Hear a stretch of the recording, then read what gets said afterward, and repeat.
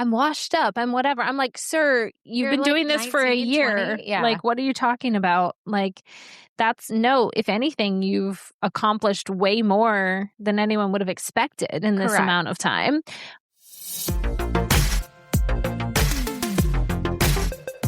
Hi, everyone, and welcome back to Generation in Between, our specifically Dawson's Creek rewatch.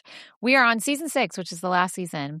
And today we're going to talk about episode 15 and 16. So let's jump right in. 15 is called Castaways. And here's the summary. In his rush to make a hastily arranged date with a beautiful stranger, Pacey ends up locked inside a store for the night with Joey, which, by the way, was Kmart. It was Kmart. It was a super Kmart. Now, I was trying to remember the time. This is right before Kmart closed completely. Mm-hmm. And they were trying to keep up with Walmart. So they started having big Kmarts to compete with super Walmarts. And they just could never match. They just couldn't. I think they started that too late. They couldn't catch up. But I loved Kmart. When I was a kid, we did not have a Walmart because Walmarts weren't everywhere at the time. We didn't either. We went to Kmart all the time. We got one when I was maybe 10. I don't remember. And I remember it was a big deal. And I don't think it was it didn't have like a grocery store or anything, but it was just like a giant store, obviously. And it was giving, have you watched the movie Where the Heart Is? Yes. Where Natalie Portman has her baby in the Walmart. Yeah. It was giving that. Because remember, she like grabbed like stuff from the aisles that she needed and like all the things. And that's what they were doing. Oh my God. But also I was like, I mean, I guess maybe doors did lock like that. But you mean to tell me once you're locked inside, there's no emergency fire exits y'all can go out? And they sure did close fast. They sure did. There were no workers sweeping. They were gone. Mm-hmm. And I had to laugh because I was like, okay, isn't this the second time Joey got locked in a thing? Or the second or third time Joey's been locked somewhere overnight? Yes. She was locked in the storeroom with that guy. Downstairs. She got locked in the ATM thing, right? Yes. It's like, why does this keep happening in their storyline? Can we not think of a few more things to do to Joey? A few more things, yeah. And why wouldn't this... I had a lot of questions this episode. Uh-huh. Why wouldn't he just tell Joey, I'm going to stop and get condoms? Because didn't she say to him, get her number and get it over with? Yeah. And then it was like this big deal. Yeah, but then they talk about it later. I know, but she's the one who said, like, she said, get her number. And so he planned to meet up with her. But I don't know. Anyway. Yeah. And I did think that was interesting. And I also thought that, but then later he's like, the reason our friendship works is because we don't talk about sex. I guess. But then why'd they have to call the cops? Wouldn't the cops be like, maybe call a manager? Like they would call a manager to come up. The cops would not mess with that. You wouldn't think so. Or they'd know who to call to come let you out. Like a manager would come let them out. Yeah. Which, again, maybe they don't have access to those numbers, but you would think they're somewhere. I know. And then I felt like I said, why does Joey care so much about this beard? I know. Well, she said she wanted to see his face. Yeah, that's true, which was kind of cute. I was ready. The whole time I was like, go ahead, shave that off. I mean, I'm glad he did. I don't like facial hair. I can't stand it. Yeah, and it just wasn't him. And his face is so cute. I know. It really was covering, his face. I know. Which is a good thing. But, and I did love how it was just an episode about them. Yeah, it was cute. That was cute. And I know it's probably setting us up. Wait, I can't remember. Yes. It's setting us up. Okay. So that's good. That makes me happy. I said that I loved the whole episode was focused on them. And I did say Pacey's face is back. And I was very excited. I know. Me too. I liked him in that Boston Bruins sweatshirt. Me and these sweaters and sweatshirts. But I love a sports thing. Which, by the way, on a her guy. husband wears on a regular basis. All the time. Literally, but I love a jersey. I love a sweatshirt. Good thing you love them. Baseball. I guess they're just called baseball jerseys with the buttons down the front. Don't and you ask put me. Them. So cute. I call everything outfits. And then the baseball outfit. My family's like, it's a uniform. I'm like, whatever, it's an outfit. It's an outfit. I mean, that's like when we're talking about sports in my house and I'll be like, well, when's intermission? Like, right. You mean halftime? Or I'll say, oh, when's Aaron's volleyball audition? Yeah. But you actually do know a lot about sports. I do. You do. I do. You actually do. But in my brain, it's like you're trying out for something. That's an audition, and they'll be like, you mean tryout? Or I'll be like, when's rehearsal? You mean practice? Like, and then my sister is the opposite. She'll be like, oh, when are you trying out for that next play? I'm like, well, it's an audition. Yeah. Like, when are your practices? When she came to see Kristen Story, she's like, well, at halftime. And I was like, that's intermission. But it is funny because we all know what the other one's talking about, of course. But the store employee is really the only other character in this episode. And then slightly that security police officer. But that store employee who comes up when Pacey's looking at the condoms and is like all up in his business. And then returns at the end of the episode to find them asleep on the floor. And is like giving him like the side eye, like, ooh, are you his girlfriend? No, I'm not, if you must know, or whatever. Yeah. I don't know. It's just funny. I was like, there's literally no one else in this episode but this guy.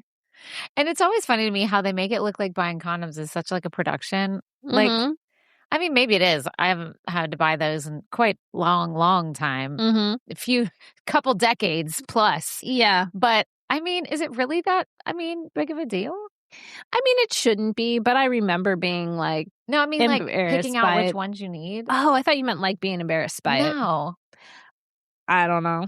That's not something I know the answer to. I know. We're the wrong audience to have that conversation. We are. Yeah. Like, I have no idea. But yeah, I mean, I guess it's like anything. I feel like that with female products sometimes even too. I get overwhelmed. I know.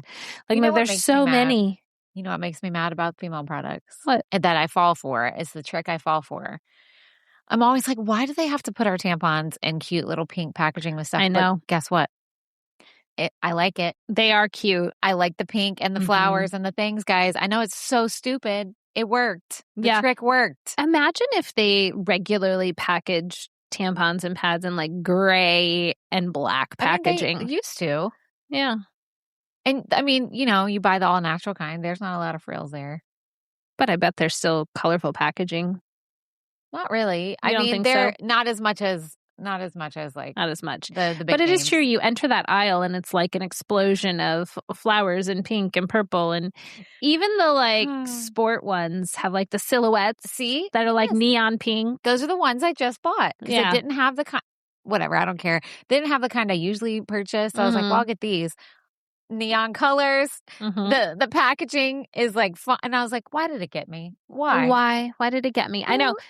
And now we have to get all sorts of different ones now because there's so many of us that need them, and that's another story. But yes, so it's a whole. You have like an array. Don't do the one that's like looks like this. Do the one that's got this, but they all look so much alike. Right. And eventually, I'm just like, send me a screenshot from Amazon. Everybody send your preferred tampon, right? Or Walmart, so I know which one I'm looking for when I'm in this aisle. Have to go down the aisle, get one of each of everything. Yeah, it's like, well, oh my god, something will work for someone, maybe. But yeah, that's really funny. So, and then I didn't say a whole lot else about this one. What about you? No, that's all I had. I mean, it was cute because it was the two of them. I did have trouble suspending disbelief, like that they would really that would really happen. That would really happen. I know, but again, they're reaching for storylines.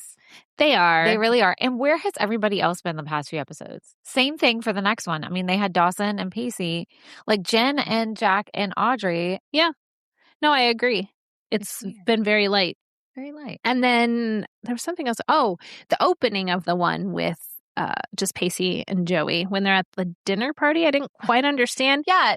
She was like his date. Okay. For his work. Because he needed to network. I guess. But then she was like, so annoyed that they needed to leave. Yeah. And they had his hand on that girl's thigh or whatever. She had it on him. Oh, that's right. That's right. And then, they planned it, which fine. They're grown adults. I mean, and they weren't on anyway. I don't know. Anyway, I know. Yeah. Anyway, okay, right, moving on. Yeah, let's go. Episode 16 is called That Was Then. Here's a summary. As Dawson returns to Capeside High to discuss his career, Pacey is drawn back home by his father's heart attack. Now, I wrote, Dawson's already at high school to talk about his career at his age. I thought the same thing. I mean, I don't think it would be out of the question to have someone come back who's in the industry, but the way that they addressed it was like a lifetime thing. And even later, Dawson's talking, he's like, I'm washed up, I'm whatever. I'm like, sir, you've been doing this for a year. Yeah. Like, what are you talking about? Like, if anything, you've accomplished way more than anyone would have expected in this amount of time. But again, when you're young, sometimes a little setback or something that looks different. I mean, heck, even when you're old like me, you can be like, heck. Even when you're me. Old. What did I say? The last one? B word. B word. Now we got heck. Am I interviewing to be a kindergarten teacher and I just don't know it?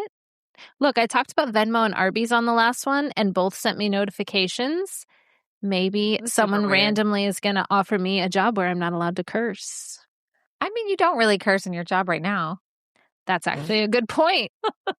That's a good point. I did say the S word to someone not too long ago. I was a teenager though. And as soon as I said it, I was like, my face kind of went like that, and they were giggling, and I said something about someone losing their shit. And I was like, and then I was talking about a character. I was like, I love this song because it's so great, and then she loses her shit, and then I was like, but it was like a 16-year-old, and fine. So she probably wouldn't have even noticed if I hadn't made a face. That's so you know funny. What I mean. But I was like, why did I say that?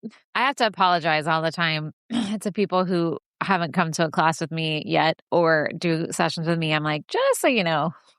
Who knows? Bad words will come out at some point in time. Yeah. I don't really filter anymore, but I work with adults, so it's... You do. Different. It's fine. It's totally fine. And you're in like private business. Yeah. You don't work for a bigger corporation. Right. I'm not wearing anybody's name but mine. Exactly. So you get what you get, guys. That's right. You stand by it. Anyways. I said that it was a cute opening scene. Oh, that was Joey and Pacey. What was it?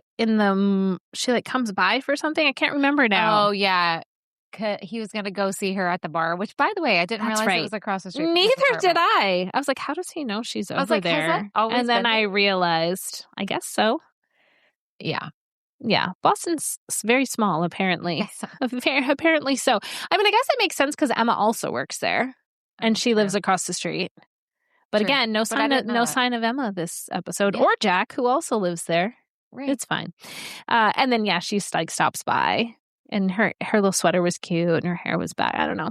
I was just like, oh, they're so cute. They are cute. And then I said Hetson, the professor. Oh. I was like, Joey is still helping him? Why is he still around? And at first I thought the daughter who she's like, I guess babysitting or something. Which is weird. That's just some strange dynamic anyway. First, I thought they were in her dorm room just because of the cut. And then I was like, that's weird. But then I realized they were at his house, which is also kind of weird if he's like your teacher. But maybe he's not anymore because she's done with that class. But still, that holds that. Yeah. And then like the girl is in high school, right? Yeah, I think so. It seemed like it. Or maybe middle school. I don't know. He may have said middle school. Maybe. When but he even was talking. still, you don't have babysitters then? It felt like it was overnight, though. He said something about going away. Oh, maybe it was. So that's why. Oh, okay. Okay. So that's why. Yeah, if he was just gone for like the evening or something, I don't think she would have. Oh, it was overnight. I missed that. I'm pretty sure she was staying there all weekend. And that teen boy, I thought it was not funny. All his gross, like... Yeah. That was not funny to me. I was like, you're being gross, trying to hit on Joey while you're supposed to be dating this young girl. Like, that's not funny to me. That's just gross. Yeah. And we're supposed to be laughing. Like, oh, haha, boys will be boys. No. Nope.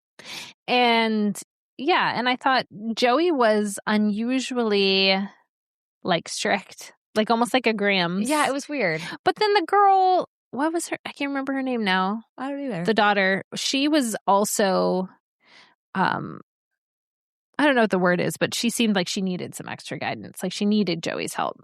But it felt like Joey was sort of overreaching as a college-age kid who's watching this teenager who's not that much younger than you. Right. She was being very maternal and strict and all the things. But then again, the guy was kind of a douchebag, and the girl does need to do her homework, and I'm sure Joey is passionate about that because she wants her, she likes her and wants her to succeed. But I was just kind of like, I feel like the reality of this is that a college kid would just be like, yeah, whatever, I'll be in here like working on stuff. See you in the morning. Right. You know what I mean? But she was just like overly involved in what was going on. But maybe. It was weird. I said the boyfriend hiding in the closet. Did you ever do anything like that? Tell me. Oh my gosh. Tell me. Yes. The funniest Katie's like knew that I was going to have an answer to this. I knew it. The funniest story I can think of, yes, that happened plenty of times. But one time when I was like a freshman in high school because I wasn't driving yet. And I had my friend Katie actually was spending the night at my house, and we were both talking to these boys that went to a different school. Okay, they lived across town. They rode their bikes. This is how I knew I was a freshman because nobody drove yet. From from their house, which was all the way across town, to my house and hid them.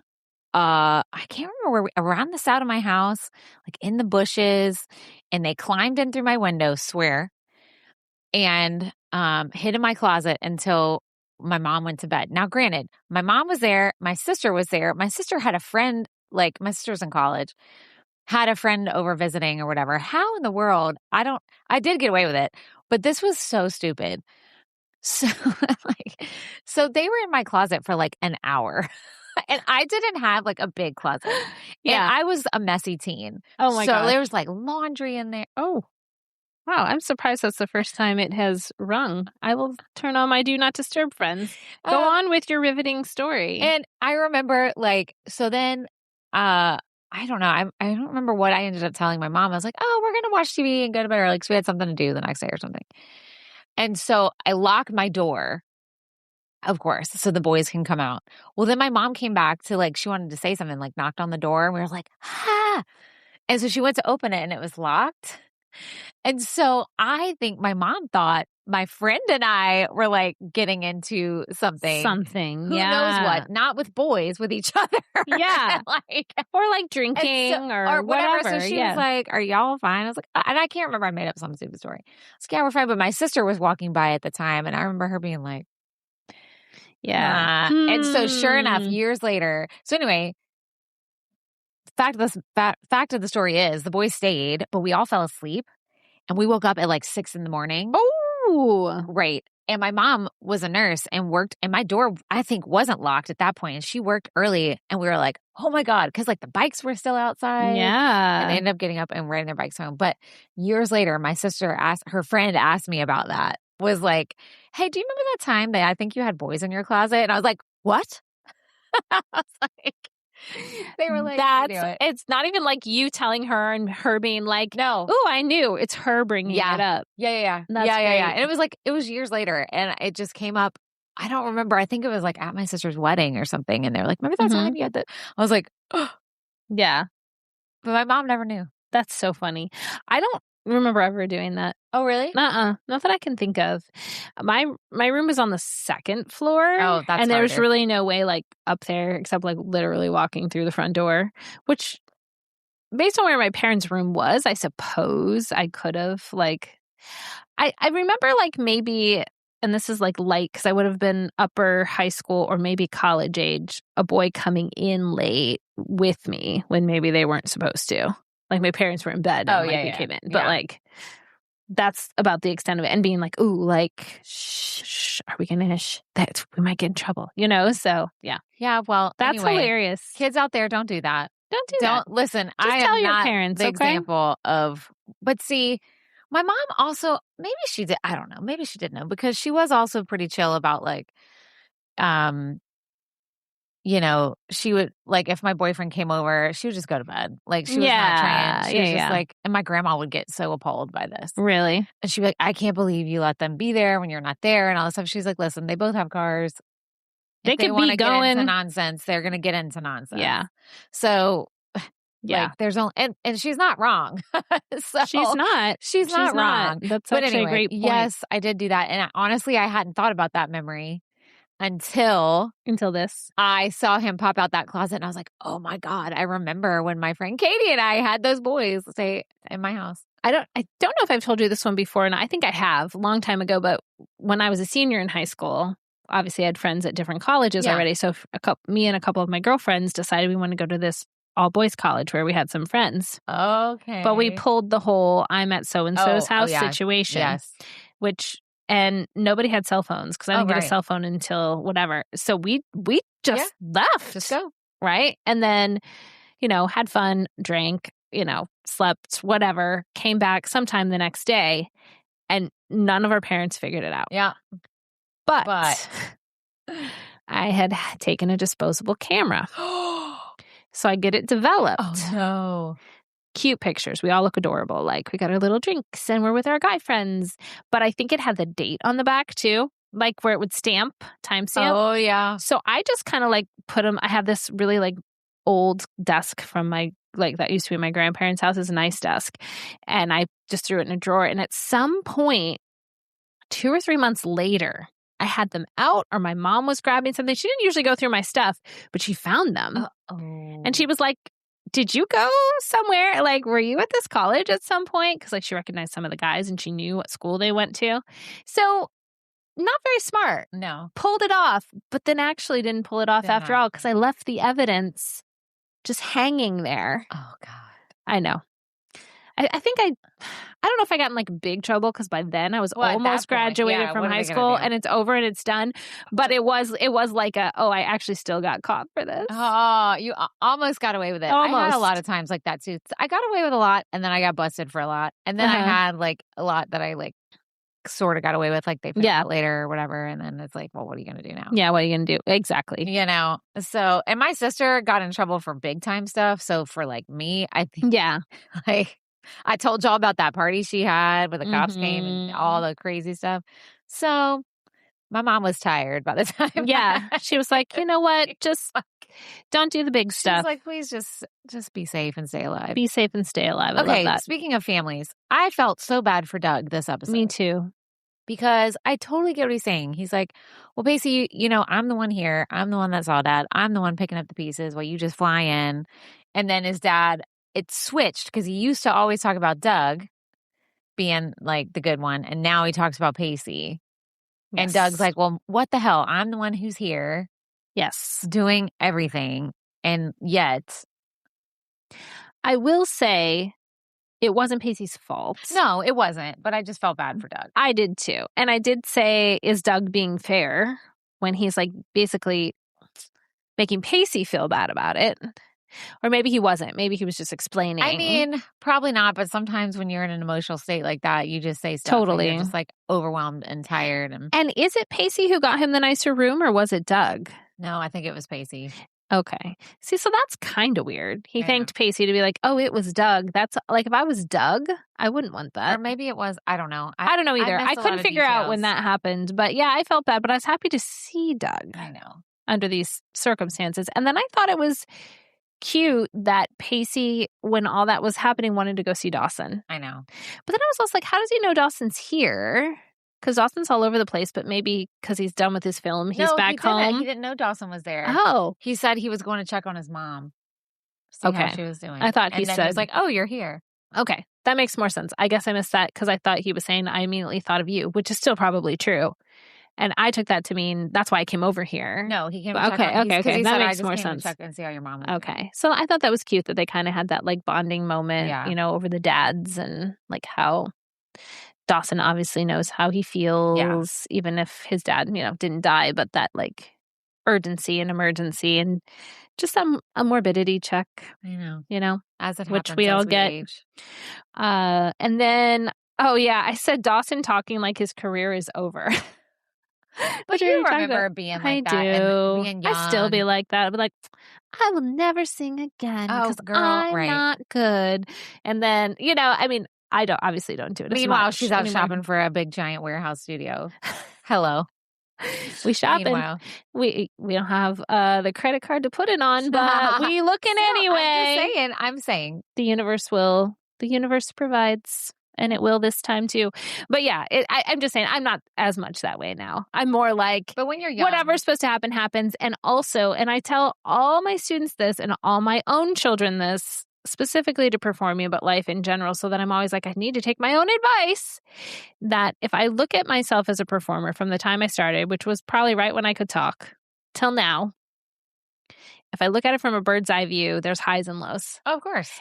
And some of those highs I would have never gotten to if I quit at a low. Oh, true. And I wouldn't gotten to do some of these things that I have loved so much, whether it's actually performing or being in the arts on the other side of performing, seeing my kids perform, like all those things that if at that low point I said, oh, well, I guess I'm just not good, I'm walking away. Facts. Which is a decision anyone can make at any point. But that's why I try to tell people, especially younger people, when they're disappointed about a role or maybe they didn't get cast or they feel like they should be progressing more or whatever. I just say, like, this is a lifetime thing. This is a lifetime love. And you're not going to get those like shining spotlight dream moments if you quit when you're down. Well, and two, it changes as you get older. 100%. Because your perspective changes a little bit. And sometimes your gauge of success changes drastically. Definitely. Right? Yeah. So like what we consider a win now in our mid-40s is probably very different than what we would have considered a win when we were 20. Yeah, you're probably right. So, you know what I mean? Yeah. So, and I think young performers have a hard time with that because in their eyes, the only win is a lead role. A lead role or being on TV. Yep. And that is not true. Or in a commercial or whatever. Yeah. And sure, those are options and paths. Oh, yeah, for sure. But I mean, even like, we didn't say on this episode, but if you're listening, you probably listened to our other episodes. We're both cast in a show together. Yeah. Rehearsals start next week. And when I was kind of checking boxes for if I was going to audition or not, it wasn't, oh, there's a dream role that I have to have when I do this. There were roles that I was interested in, but it was, this is a theater I've wanted to perform at because I have heard really great things about the culture. This is a woman-forward show, with a woman director who I would like to learn from as a performer and a director. And, you know, timing and friends who are women who I knew were going to try out. So those were the boxes. Yeah. Not like, oh, if I get this role, I'm going to be a star and this and that. It was like, all these things make me feel good. Yeah. And if I'm cast, then I get to experience these things. Yeah. And that at the end of the day was like, yeah, it's worth the time commitment and it's worth the whatever to do it because of these things happening if I'm cast. Right. And that's a perspective shift. Yeah. From whatever age. Girl, I had a huge perspective shift now. And when I auditioned for Joseph, like when I auditioned for this show, I said dancing ensemble. Hello? Put me there. A few years ago would have been like, I don't put me in the back row and let me be a mover. You know, like, nope. So I think that is a good point to say. Like you have to shift your perspective. And also, again, like I don't usually do back-to-back shows, but you know, YOLO, and you don't have you don't have a lot of opportunities. And I love to dance, but I am 45 years old and just got back into it a couple years ago. I have a small window of just physically how long can I do this to my body for performing. I don't know. I could have 20 more years. Yeah, but maybe not. Right. And because of performing, even volunteer performing, which is essentially what we do, we've done paid performing work, but mostly the work we do is volunteer, is not a guarantee. So you can say to yourself, oh, I'm going to try out for that one that's in a couple months. Well, you might not get cast. So if all the other conditions are right, even if not all of them are right, let's say 3 of the 5 are right, but you know you're tired or you're busy or you just did a show, but there you see yourself there. Then you got to go for it. I know. And that's every age. That's every age. Oh, yeah, for sure. But certainly now. For sure. Yeah, and then you just figure it out. Because there's never a perfect time to do something extra in your life. But, and when I say extra, I'm not saying that it's not important. I'm actually trying to say the opposite. Oh, yeah. That those extras are important, you know? And for me, I've actually got stuff I'm going to put a little reel together, I think, because, you know, me and my journaling. Don't worry. Journal moment. Legacy list. TM. Lately, my mind has been wandering to performing when I'm like journaling or thinking. I mean, I'm always thinking about it on some level, whether it's my studio and other people.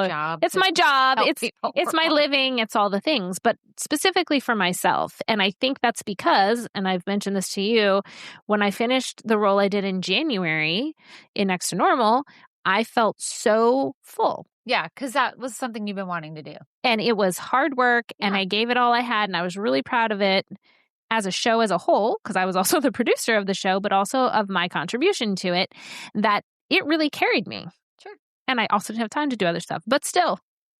And it started to wear off a little. I'm still all those things, but I wasn't getting the itch. Like when auditions were coming up, I was like, bleh, like, nope, I'm good. Nothing will ever be as good a role as like I already Sometimes had. That happens, yeah. And I worked hard and I'm proud of it. And I'm just going to keep like basking in that a little bit longer. And then I started to feel it a little. And so, like I said, all those conditions came up for this musical that I was like, this is the one then, if I'm cast, that I feel is a good step in the right direction because of all these reasons. And not that I'm not saying I'll never do ensemble again, or you know what I mean? Of course I will, but for where I feel now, like what would be worth my path in the journey. So all that to say, because those feelings have been coming back, I've been journaling more about it. So I grabbed a bunch of pictures from 10 roles I've done, and I'm going to do like a reel, like 10 lessons from 10 roles, and just explain like, I've been thinking specifically about my performing lately and where, like, what it taught me and all the things. And so I'll put that up soon. Cute. But it's been like a little deep dive back. And I started that before the auditions. So going in, I think it made me, I don't know, like grounded. I wasn't really nervous. I mean, it's a wonderful environment. She also loves auditioning, by the way, guys. There's also that. She's one of those people. You know, we were talking about, Corey and I were talking about that. She's like, who are the crazy people who like auditioning? And I said, Katie is one of those crazy people. And she's like, what do you mean? And I said, she loves it. She will audition for things just to audition. And she's like, that is lunacy. I said, I know. Not crazy. Not me. Yeah. Hate auditions. Hate them. Yeah, I don't know. I love auditions. And even this one, the director was like, you don't have to come back tomorrow unless you want to. I was like, I'm coming. I didn't do much else the second night, but I just like being there. A part of it is learning from others. And I'm able to compartmentalize enough now that I can watch what the director's doing, watch what the music director's doing, because I glean knowledge from that and compartmentalize that from, it's my turn to perform now. And I don't know. I mean, I was a little nervous when I sang, but I was like, I did pretty good. It didn't bother me. I hate auditions. I don't think it was as well as I did here at the studio, but rarely is an audition as well as when you're doing it by yourself. Never. Never. So the fact that I was like, it was good, was like, I was fine with that. Yeah. Well, some people come back to the second night of audition just to be nosy. I was also doing that. And I was like, who's going to sing the song better than me? All these people, because everyone's talented. But I enjoy what I as a director and producer now, I love the audition part. I love watching everyone audition. The casting's harder because especially when I see someone who has worked so hard, and in that case, and sometimes these are kids, sometimes these are adults, I can't give them the thing that they wanted, and it's hard. And so I've had to, it's been good for me as a people pleaser. It's been great because I've been able to sort of reframe that too and say, but wait a second. Right. Them hearing this from me or not getting the thing they asked for is what this business is. So now I can provide a safe, warm, caring environment to experience that in. And if they don't want to join, there's never hard feeling. Like if it's not acceptable to them, there's never hard feelings. That's fine with me. But even after casting now, even our kids stuff, I'll be sad. You see me for a day or two. I will be like down because I'm like, I'm the reason, or my company, even if I'm not the director, is the reason some people are sad today. Well, it doesn't help the fact when you have kids, the parents message you. That doesn't help. Because, you know what I mean? Yeah. Like the parents will be like, why? And this and that. Especially parents who aren't performers because they don't get it. Yeah. I will say, I honestly don't mind that conversation anymore. Okay, good. Because either it really isn't something specific and I can just tell the truth, which is it's because this person and this person were a better fit together for the role, or this person was a better fit, which is 90% of the time what it is. Yeah, casting is definitely lots of things go into that equation. And then occasionally I'm able to kind of have a more difficult conversation if I need to, depending on the age. It could be behavior-based, or it could be, mom, dad, grandma, whoever, you weren't in the audition and they weren't prepared. Right.